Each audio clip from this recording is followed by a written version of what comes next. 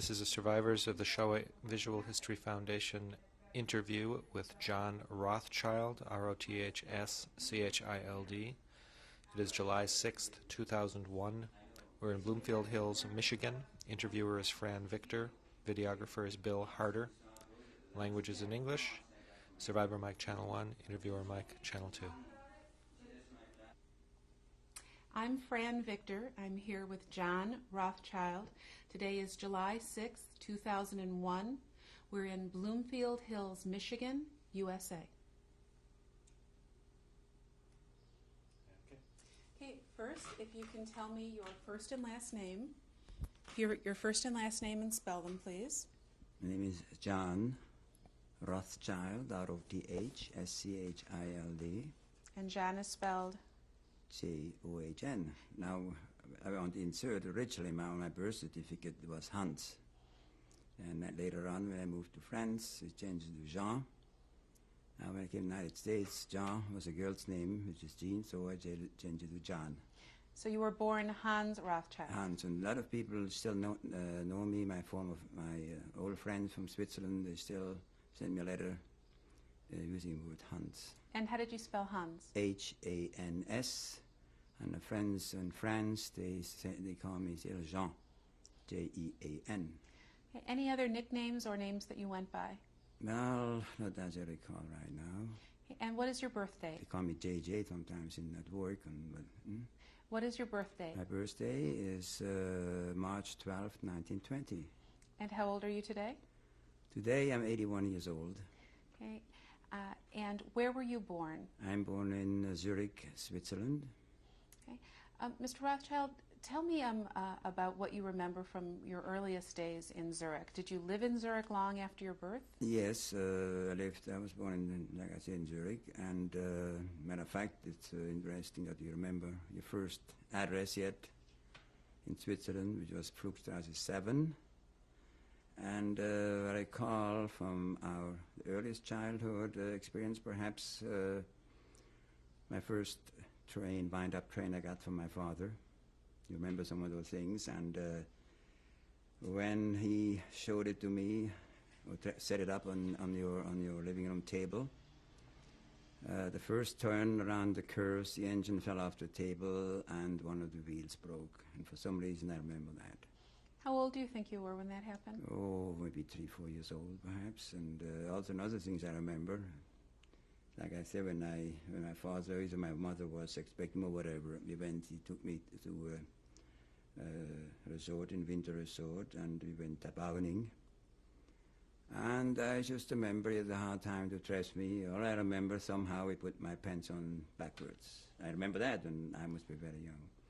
Otherwise, but I also remember he traveled a lot. My father was in the export-import business, and he spoke about 6 languages. He traveled all over Europe, but he always was home for the weekend. And I still remember, matter of fact, I can bring you there today, his favorite restaurants in Zurich, near the main station, so-called Metzgerbräu. I don't know if it still exists. And the other one was St. Annahof. It's another restaurant in the famous Bahnhofstrasse. Now, either I like the waitresses there or whatever it is, but somehow I remember that vividly. I also remember, usually we use a streetcar, and somehow one time he pointed out to me, see that car over there? This is the kind of car I intend to buy. Unfortunately, my father died at an early age, at 1928. He was at work, and he had a stroke, and he passed away a few days later. Before we get to that point, first tell me about your family, your father's name, your mother's name, if you had brothers or sisters. Yes, I had, my mother's name was Selma, that's what they call her. She was Sarah. Her main name was Abraham, and she was from Germany. Rust was her place where she was born. Matter of fact, we went quite often on vacation, our grandparents here. Going back to my grandparents afterwards. I had a younger sister, which was born 2 years later, 1922, and had a brother. He came in 1924. So what were their names? My sister's name was Eula, J-U-L-A, and my brother had two names. For some reason that time, okay, it was Fritz Armand, A-R-M-A-N-D, and later it was used as Frederick also. And then, like I say, we had my father originally was from Geilingen, which is also near the Swiss border. He went to, matter of fact, his parents are buried in a cemetery in Geilingen. It was a very large Jewish, I think 90% of those people were Jewish in Geilingen. It's a well-known place. Many of the Rothschilds came from there. And he established himself in Zurich. What was your father's name? My father's name was Samuel, but they called him Sally, S-A-L-L-Y. Now again, here it's a girl's name, but Sally is two L's. And like I say, he did a good job. He provided well, very good childhood, as far as I remember. Tell me, what do you remember about your home, about the home you grew up in, what it looked like, how big it was? Well, we, as far as I recall, I don't do well. The first apartment, obviously, was quite young. But then we moved to another place, a larger place in the Stampfenbachstraße, 67. And there we had a very large apartment. I remember we had all nice furniture, huge rooms. We always had maids. So my father must have been very successful. I noticed he sent home, he had some pictures he sent home from Italy. He traveled a lot in Italy, in Yugoslavia. In other words, what he did, he bought what he traded in. He had a wholesale storage in Zurich. He usually got his men's outerwear tissues in wholesale. And he bought usually the tissues from Germany or England, and he sold them in Italy, in a southern part in France. So he traveled a lot. And but he still, like I say, he came home for the weekend, and I still remember he was a pretty religious man. Sometimes, if he took me along for some places once in a while in a train. He went early in the morning, and still remember he put on his tefillin in the train because he didn't have time to do it at home. What is tefillin? He put on tefillin, phylacteries, you know, the thing you put around your arms and your front, and so that's. And what else can I remember? Obviously, on Passover, he had a very long Seder, and I still remember when he fell asleep on the floor. That was actually, unfortunately, my father. Like I say, I was 8 years old when he passed away. So that's my memories. And my mother, obviously, was a very devoted mother and a very good soul. She helped her family. She had, I don't know if that's, she had. There were 6 in her family, 3 boys and 3 girls in my mother's family in Germany. And one brother came to the United States and the other ones in Germany, but they didn't do well. My mother helped everybody out. When her father was away on a trip, she always sent him some, she went in the where the fabrics and cut off some fabric and sent it to Germany so they can all get themselves made dresses and so on and so on. So. What do you remember of times with your brother and sister? Well, what do you remember for well, as far as I know, we never had any fights. At least I don't remember they had any fights, but we got along well. And there is anything particular, really, I remember. Do you remember what Shabbat was like in your house? Was there, did your parents... Well, we had usually Friday nights, we had the holidays, and usually we were very observant, and even afterwards we had a kosher household, and we went Friday nights, we went to services, we went Saturday mornings. I don't know how frequently, but we went often. As a matter of fact, my bar mitzvah, my teacher, Dr. Kratzenstein, who was my religious teacher, he and his wife were very good friends of my mother. And obviously my mother was a widow at 28, but he came to Zurich at 29. I was 9 years old as a teacher. We lived not too far each other. I still remember when on our way home, he would grab me by the back of my jacket and try to get me along. I remember that, and when his wife, he had one child. And later on, not by surprising. When he left Zurich, he was rabbi in Luxembourg, and he wound up to be a rabbi of Bay City, Michigan. And we got together. Matter of fact, I have a book here we sent to our son when he got his bar mitzvah. So they were there and his wife, and we kept contact, and they both are passed away since that time. What do you recall from when your father passed away? When my father passed away, the two things which I remember from a cemetery. The rabbi was an old man, Rabbi Dr. Littman, Littmann, and he was there. I was in front of the grave, and he gave me a shovel to put earth in the grave, and I had to say the Kaddish. And that was those two things I remember. What did your mother do when your father passed away? Well, first of all, she went to services every day. Every evening we went to services for the whole year of, by the Shiva time I remember, I know we said Shiva, and then she went every night to services, and I usually went with her. And then she had to liquidate my father's business because it was most outside. He was traveling, so she had to liquidate it. Fortunately, my father, like I say, he had a good life insurance, and also from what the estate he left behind, my mother could have had a good life to bring us up, and we stayed in Switzerland. But then, obviously, with the advent of Hitler, many things changed, and she decided then to help their family to leave Germany. Before we get to that, tell me a little bit about what Zurich was like for you as a young boy. What kind of a community was it? What kind of Jewish community was there? Well, we belonged to the, what do you call it, well, it's maybe between conservative and Orthodox. Over here, we would call it Orthodox because women were sitting upstairs in the galleries, and we were downstairs. But I still remember as a kid when the young couples, they looked upstairs and see if they find their wives, you know.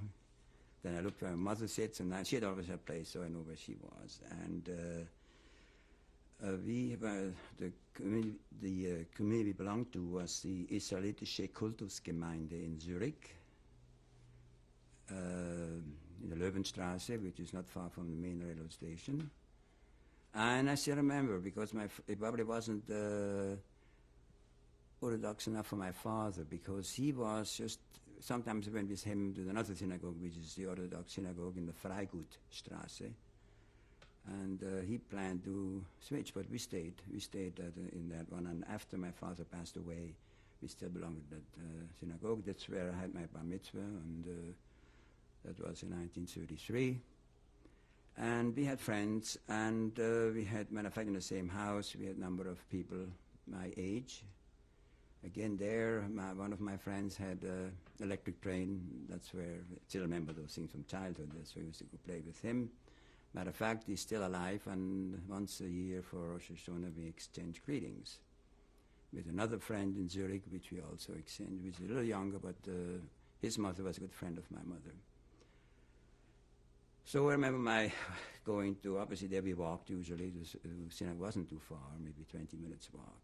And I had also, throughout my childhood, with violin classes. My mother sent me to, my brother and myself, to taking violin lessons. Again, I remember those things too. I wasn't too crazy about it because I had all my friends playing outside. Here I had to practice, and wasn't too, and always, we remember some of those things. I had I had my watch, and you know what I do? I always turn it around. So when I hold my violin, I can see if the half hour is over. And one thing I remember once in a while, the teacher was very mad at me, hit me on the bow floor the other side of the room. Then before we left, they always gave me a candy, be sure that I come back next week again. But I was regretted because I always wanted to play tunes. And you know, he should have differentiated between giving lessons to an older person versus a child. Then those studies. I don't know if you play an instrument, but you want to like tunes. And the violin sounded better when he played his piano when I played the violin, because it makes it sound better. So as we talk, some of those things are coming back, you know. Did Zurich feel like a very safe place for you growing up? Oh yeah, because we obviously made a lot of excursions. It's a beautiful city, you know. We have a big lake there. We took some trips on the steamers on the lake, or we went up on Uetliberg, which is another excursion target. You can either walk up or you have a railroad going up either way. So usually walked. We took the streetcars. Streetcars was one of my favorites. We say about hobbies, but usually, but I still remember too. As a little kid, I took the numbers on the streetcar to have all the numbers, you know, see when I see that same streetcar again. And every time a new model came out, I was always waiting, I could wait for half an hour until that new streetcar came by so I can use it. So this is once in a while when you go home playing the violin, little kids, you know, it was crowded. And I was glad to see if the ticket man, if he doesn't see us, you know, I can go out and have a free ride. So remember that one too. Talk about memories from childhood. So it was a small, you know, big people around us, and then, okay, we have to get up, and out they go. Today it's different. You take your ticket before you enter the streetcar. There's no more ticket men on the streetcars, and they may check, be sure you have a ticket once in a while. So after your father passed away and your mother was making decisions, what did she decide? Well, actually, we moved shortly after my father passed away. We moved in a little smaller apartment. It was still an apartment, and I really don't know what my mother did after she took a few years to, or I don't know exactly how long it took her to liquidate the business. He had 2 or 3 office employees. And one, I still remember her name, Mrs. Rittiman. She always had hard of hearing. She had one of those long, horns-like instruments she puts in the ear so they can amplify, so you can hear it. And she wrote us also afterwards when she found out. She thought we were in the United States, and when she learned all those things, she was really very upset. She wrote to all kinds of newspapers and see how little they did to help my mother to get out, the Swiss government. But anyway, that's to talk about the period after my father died. So, and so I don't know exactly what she did. I know she took care of the kids. Obviously, she had 3 kids to take care of it. She was, but I also remember that she took us sometimes to the bank. She dealt with one of the Swiss banks where she had her investment and so on. Like I said again, she could have very well stayed in Switzerland until we are grown up. Where did she go? Well, that's what happens in 1933. Like I mentioned before, all her relatives, her parents lived in Germany. Matter of fact, what she did do for her family, my father, after the World War I, he bought, was a large, inflation in Germany. And he bought a piece of property in Freiburg, a 3-family house. And later on, what my mother did, when her parents retired, they had a business in Roost. My grandfather was in the horse or cattle broker. My mother had a general store, very successful. Maybe when visiting, I always knew exactly where the toys were. Your mother or your grandmother? My grandmother. And the candy wares, etc. So what she did, she gave one of the apartments to her grandparents. In other words, there were 3 people living in there, but she had them either when they left or made them leave, I don't know. But then they moved to Freiburg. In the first floor, what she did during that time, that's between 28 and 34 until we moved or left Switzerland. One of her sister's husband was not very successful. Not a good marriage. And what she did for her sister, she rebuilt the first floor of the house and installed a delicatessen store for her so she could have an income. That's what she did for her. The second floor was left my grandparents, and they hadn't much left. She had another son, didn't do well. In other words, they were, from what I learned in some of the correspondence, that there was no lunch left over. Anyway, they lived in the second floor. On the third floor, I remember, was a mailman living there, so I still remember those things. And anyway, so then after Hitler came to power in 1933, she started worrying about her family in Germany, and that's where she decided to help them to leave Germany. And with brother-in-law, they looked for a large place in France, so they could all move. They couldn't do anything, so they found that place, Radegund, which I talked to you about. And tell me how to spell Radegund, please, and where it was. That Saint Radegund, S-T Radegund, R-A-D-E-G-O-N-D. I have to look at it. Anyway, well, anyway, it's down in front of you, it's hard to spell it. Anyway, it's used to be a, what do you call it, monastery there, way back. That's why I got a name, some kind of a saint. Whatever it is, it was a beautiful place. It was built in the Renaissance style. The people who owned it was a jeweler from Paris who went bankrupt during the Depression, so we bought it. With lots of room, lots of bathroom, very modern. Each bedroom had its own bathroom. My mother liked it, and that's where they purchased that property. So it was a 250-acre property with 4 farms. And she had a cousin in Strasbourg whose wife's mother was the sister of my grandfather. And he invested quite a bit of money, too, in the purchase of the property. In other words, my mother and that cousin, they invested money to purchase that property. And the reason why he did it, way back, his wife's, which is Irene, parents were poor, and my grandfather, who were well off, helped them financially for many years. So in recognition of that, he in turn helped my family to start a new life in France. And that's why my mother, who was very attached to her family, to her mother and father and family, very close-knit family, she decided she wanted to join her family in France. And that's the way we left Switzerland and moved to that place, which is a beautiful place. Do you remember where Radegund was, what city it was near? Radegund is in the Loire Valley, where you have the famous Anjou wine country, and also the castles, the Loire castles, which this is somehow built in that style. It's about 300 kilometers, or let's see, 180 miles southwest of Paris. You reach it by going to Orléans, to Angers-Nantes. It's a very nice place. And so how old were you when the family moved? I was 14. And it was 1934.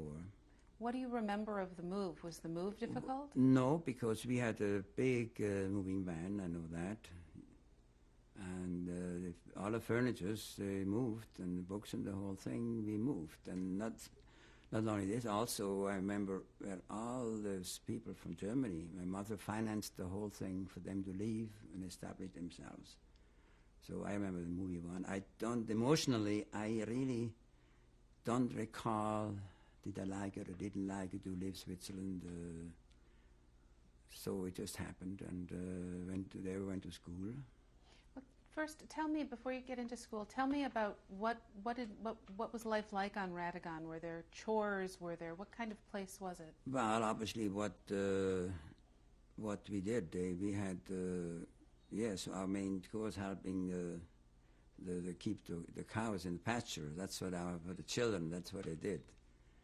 We get up, I remember that we get up early in the morning, obviously went to school. Mostly we do that during the vacation or weekends, but during the week we went to public school. Later on I went to college in the nearby city in Saumur.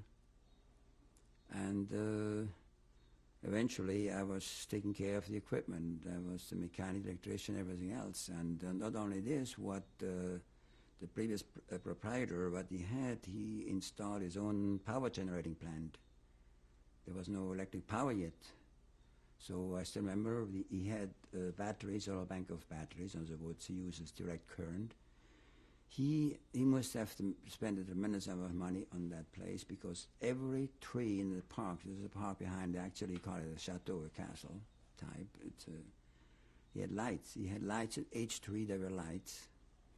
He installed in the park kind of a grotto, or whatever you call it, with a waterfall coming over it, with little lights embedded in the stones.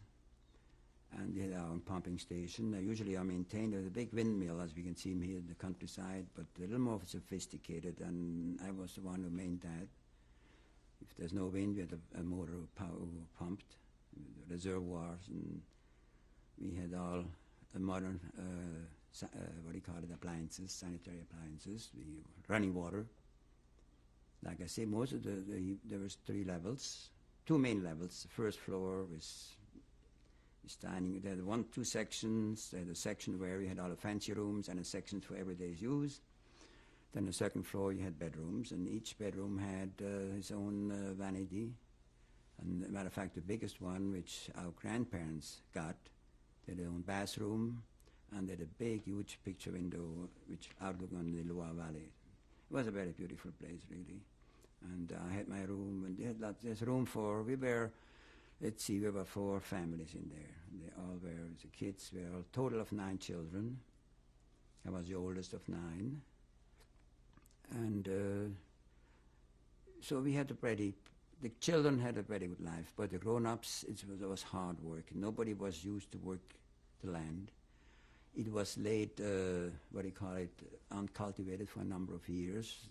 The vineyards had to be cleaned, all the weeds had to be taken care of. It took quite a few years for this to really produce. We had wood for heating and cooking and to sell. We had lots of meadows for the cattle to graze, and we raised sheep, chicken.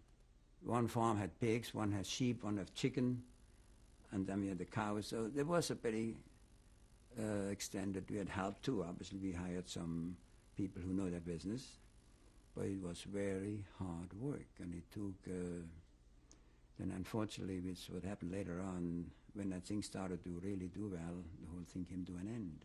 Well, we won't talk about that yet. Okay. Tell me about school. Where did you go to school? What kind of situation was it? Well, first I went to, I was 14 years old, I went to grade school in the village, Tape1of4.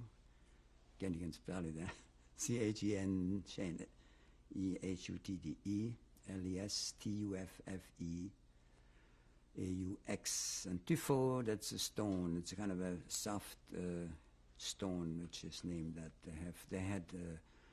They took all the stones for construction. They dug a lot of tunnels underground, caves, where they cut the stones. And later on, they raised mushrooms, champignons.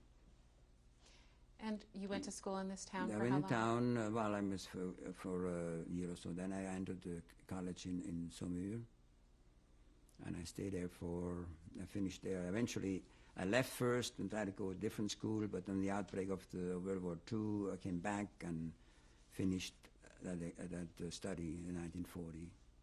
And what were you studying? Well, in mechanical engineering. I got a diploma, and then I went from just around the time of the invasion. I finished schooling there. End of tape 1.